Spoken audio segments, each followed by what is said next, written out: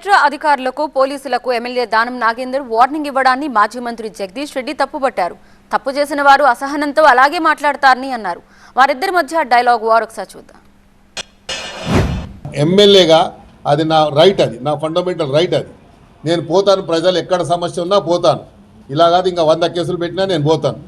వీళ్ళ మీద అధికారుల మీద నేను ప్రివిలేజ్ మోషన్ ఇస్తున్నా. ఎందుకంటే నా నియోజకవర్గానికి పోవద్దని చెప్పడానికి వాళ్ళు ఎవరు? వాళ్ళకి ఏం అధికారం ఉంది? కాబట్టి నేను ప్రివిలేజ్ మోషన్ కూడా ఇవ్వబోతున్నా వాళ్ళ మీద. ఎందుకంటే ఇలాగా అద్దుమీరి ప్రవర్తిస్తూ ఉన్నారు. అద్దు ఎంత ఉందో అంత పని చేసుకుంటే వాళ్ళకు మంచిది, మాకు మంచిది. ఎందుకు వచ్చామని అడిగే అధికారం వాళ్ళకి లేదు. ఎందుకంటే కొంతమంది ఆఫీసర్లకు కొన్ని ఉద్యోగాలు ఇష్టం ఉండదు.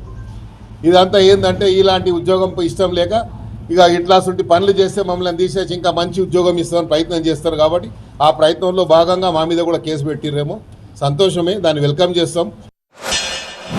ఆయన అట్లా మాట్లాడకపోతే నాగేంద్ర గారు కదా, ఇట్లా మాట్లాడితేనే నాగేంద్ర అంటారు.